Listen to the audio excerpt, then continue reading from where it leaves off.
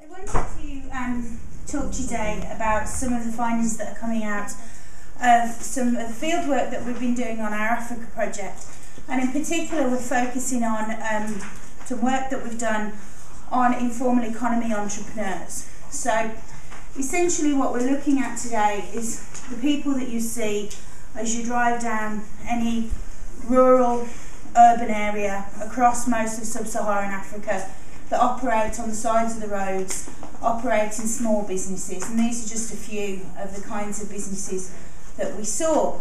And so the focus of the presentation is around what we're calling the informal formal economy nexus, which is a proposed segmentation of the informal economy and the types of entrepreneurs that you find in that economy based on our exploratory field work so far. So that's the kind of final slide, so I'll work you through how we got there.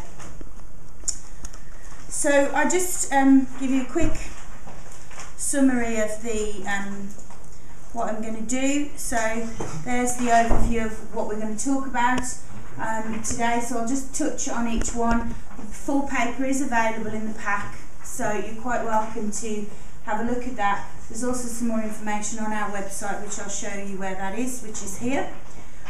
So the field work is part of a project that David and I do, which is called Trickle Out Africa. We've already presented this morning about our main project, which is to look at social and environmental enterprises across sub-Saharan Africa, in particular across these 19 countries.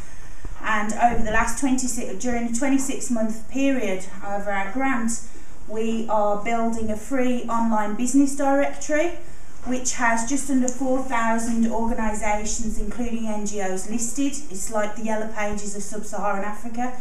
It's on the website, it's free, you're welcome to go and look. About 500 of those organisations have actually verified themselves. That means they've confirmed the data. In that process, they've filled in questionnaires for us, so we have a data bank on these kinds of alternative business models in a sub-Saharan African context, particularly through the lens of social and environmental entrepreneurship, and it's, we think, a unique data set, because we don't think anybody else currently has anything like this. We have where they started, what they do, where the money comes from, all those kinds of questions that we ask. But in that process, as we were on our field work, and we've just come back, we spent the last 4 months up till July on the second part of the field work, bouncing around in 4x4s and sleeping in tents on the roof of the car and things like this. One of the things that we were talking about on our field work was how much these enterprises engaged with the informal economy. Now, they didn't necessarily start in the informal economy, but a lot of them were targeting the informal economy as either beneficiaries, as suppliers, not so much customers, but a little bit, I suppose, to that some extent. And a lot of them were, particularly in Zambia and Kenya, were much less formalised than you would find in a Western context. So as part of that conversation we were having, we're saying, well, we really need to understand more about the actual informal economy. So what we decided was, well, we'll go and have a look at it while we're here. So essentially we drove along and started getting out of our cars and sitting down with people at the side of the road and talking to them. But if you want to look about the project generally, you're welcome to visit our website. That's the website address there. It's getting a fair amount of traffic. We had 1.5 million hits over the last 6 months, which is testament to the sheer level of interest there is in entrepreneurship in Africa generally, and in particular in the social and environmental models. And you'll see the coloured in countries there, our case study countries, and that's where we were on our field work. And we have 20 case studies where we have looked at mapping the impacts of these organisations in terms of poverty alleviation and sustainable development, and all of those are listed on our website as well. So that's the plug for the main part of the research. So let's think about studying the informal economy. There's David sitting interviewing one of our participants under a tree. This is a bicycle repair business in Kisumu. You can tell it's a bicycle repair business because the sign is on the tree, That little bit of bicycle equipment is the sign that tells you if you have a broken bicycle as you drive past, that's where you'll find the people that will fix your bicycle. That business supports 3 families and has been in operation for many, many years. It's not far from the fruit corner, which is where you would buy your fruit. And that's the kind of businesses that we were really interested in. These are not formalised, registered businesses. They're very clearly in the informal economy, but they actually support a significant number of people, and they are an actual integral component of the day-to-day operations of these towns and villages across places in sub-Saharan Africa and arguably many other developing countries around the world. So the idea emerged as we were out there. The estimates in Kenya suggest that at least 40% of the households, there are at least one member of that household operates a micro or small enterprise, and that 87% of Kenyans, both firms and companies, will purchase goods and services from the informal economy. So if you want a chair for your living room, you go to the section of the Ngong Road in Nairobi where all the metal workers are, and you buy your chair. But these informal economy workers are increasingly the target of microfinance initiatives. They're the whole base of the pyramid debate. That's a huge growth area in terms of our field of inquiry. And so, given that so much of this work is focusing on these particular types of enterprises, we really need to understand more about the dynamics of them. So this was just some of the background to why we were looking at the informal economy. So you'll notice I call it the Juakali and the Mali Mali. So Juakali in Kiswahili means hot sun, and it was coined by King in 1996 in a book where he talks about the informal traders of Nairobi. And actually Juakali now has entered the common lexicon in Kenya to describe any of these businesses. And in fact, in one of our interviews, in a business that is, you would think very formal, it supplies the supermarkets, it sells probably at least 1,000 units a week, it has 20-piece workers. We talked to somebody about that business, and what the way she described it was, no, I'm still in the Juakali. And they think of themselves as Juakali workers. And the Mali Mali is a new term that we came across, which we like because it describes the people that sell many, many things on the floor. So Mali Mali, and you will come across and you will find all these little things, your little car chargers and all these different things. So we like the term the Juakali and the Mali Mali to describe the work that we've been doing. So actually the informal economy work emerged out primarily of the work by Holt in Ghana, according to all the things that I've been reading.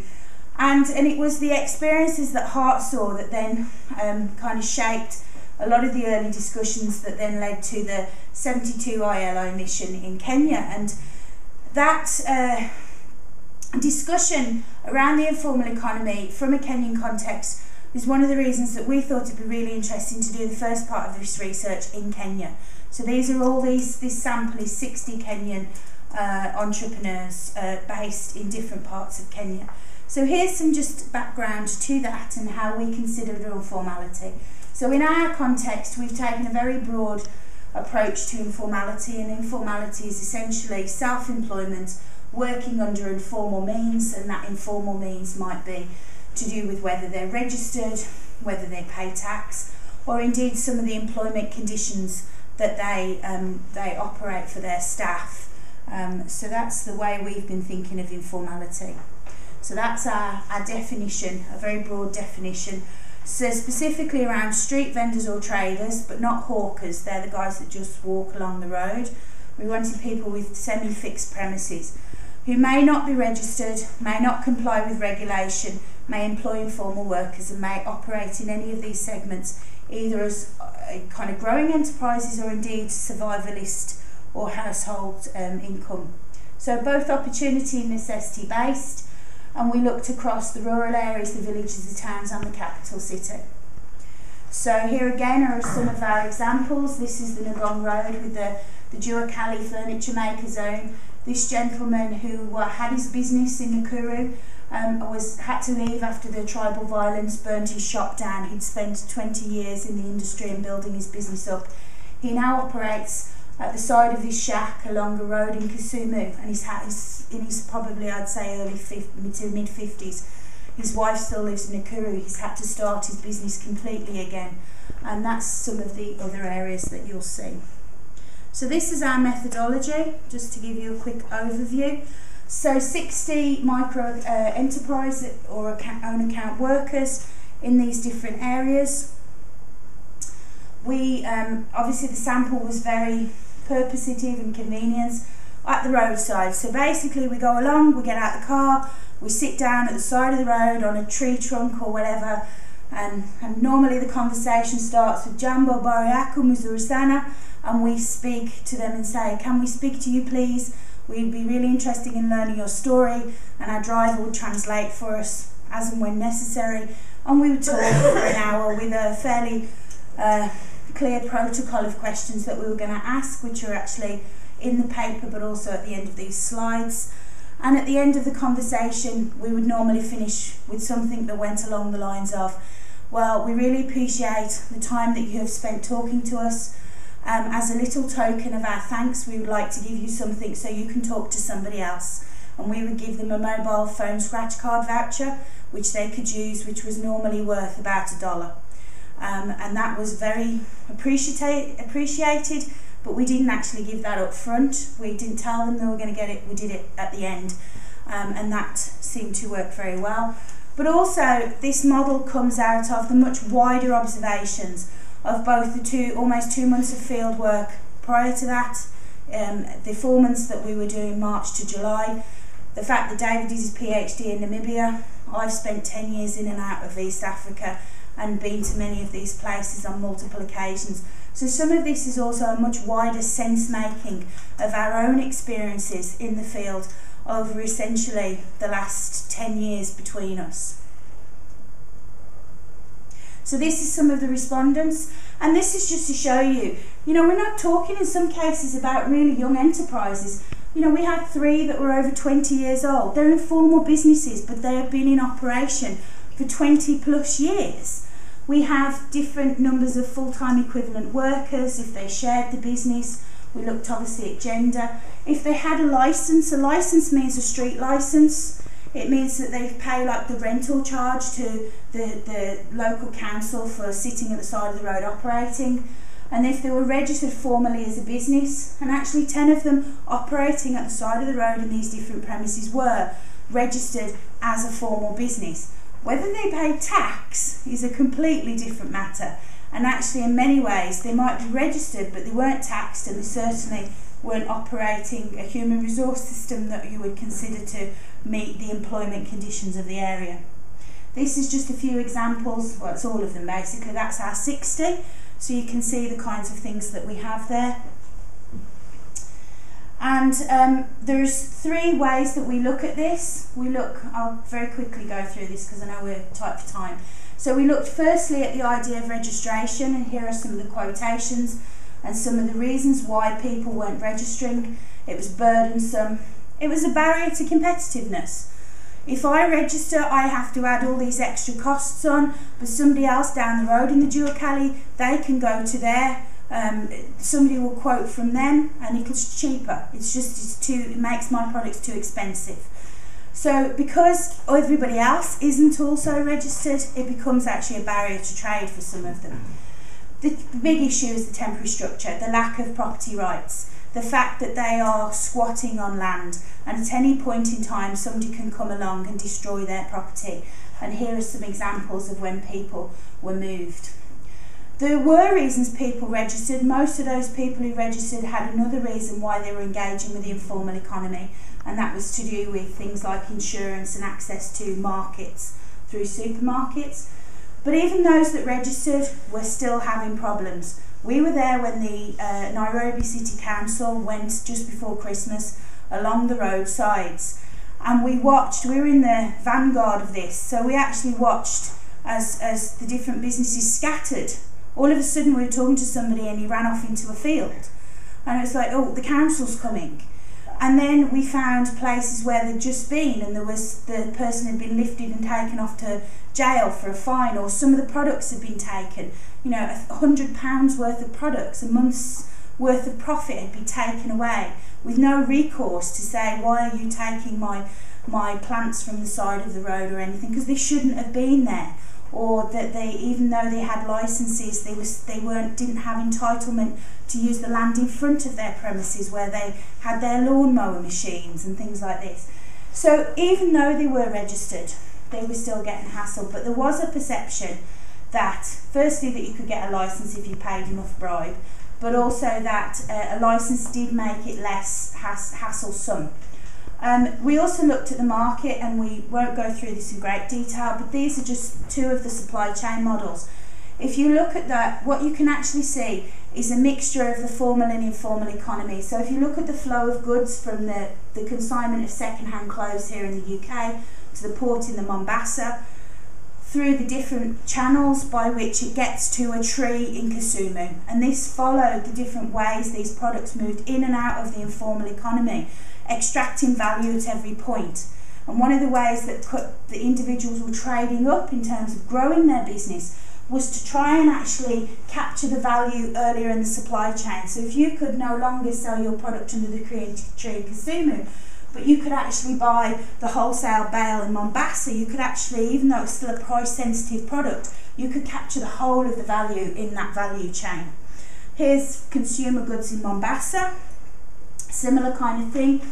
Actually sold to wholesalers, the street traders buy from the wholesaler, other formal businesses buy from street traders. So you actually have a clear intermingling of both the formal and the informal economy for both goods and services.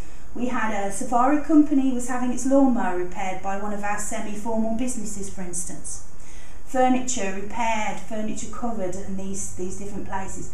This is the rural model, and the thing with the rural model is, what happens here is, they grow in zones, obviously. So if you're in potato land, as we would call it, up in the Highlands, everywhere there's potatoes. And the truckers come through and they buy the potatoes, and at the next time they sell some of those potatoes to somebody, and they gain value from selling them, and eventually that's a route to market. So actually the agricultural products move to the market through these kind of intermediaries of the truckers who are working for other organisations who are buying the vegetables at different points in the different zones that they travel through. So this was some of the examples of some of these rural examples, and I threw these in specifically because of the track, because I thought you'd like some of these. And it gives you examples of markups that were made. So in Nakuru, people would buy the yoghurt from the local Delamere factory shop, they'd take it to the Weybridge area where the vehicles stop, and they'd jump on the moving vehicles and they would sell their yoghurt, and they would make about a 5 shilling profit, which is about 5 pence. And they'd jump off that truck and then they'd jump on the next one as it was driving along. And these are, you know, bags of salt in at Lake Elementaita sold at the roadside and things like this. And this is again some of the supply chain models. So the formal economy is something with a third lens, how much do they engage through it? So we looked at the banking system and we looked at business support services, and there's some interesting things emerging in terms of how the formal mechanisms are engaging now with the informal economy. But this is the model. So this basically is the heart of what we wanted to present, which is the informal-formal economy nexus. So the idea here is that you have a segmentation of the types of businesses that you find that are an interaction between access to capital, levels of skills and knowledge, and the kind of institutional framework in which those particular organisations are set. So in a Kenyan context, you have a lot of marginal, imitative entrepreneurs who are the copiers. This is the vegetable seller who sets up his business selling vegetables, but he doesn't sit it up on the street corner that's empty. They sell their vegetables right next to the other people selling their vegetables, who are next to the other people, and the half mile of vegetable sellers.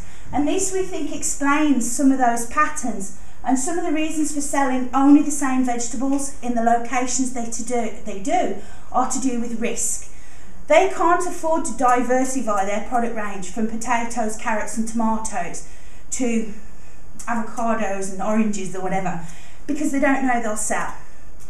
They do know those other three things will.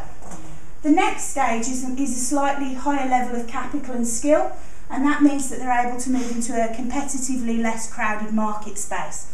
And this is the local council licence, which is the kind of quasi-formality, and this is the registration. These hybrids are the ones that move in and out of the formal economy, depending on competitiveness, and again have typically high levels of education and skill and knowledge. Here the knowledge comes from the community, it's tacit knowledge. Here the knowledge comes from social media, education, levels of literacy. Typically less literate, obviously typically more educated and literate. And at the end you have your gazelles, the high impact small entrepreneurs that a lot of the venture funds are trying to target. And that, we think, is a slightly more representative segmentation of the informal economy.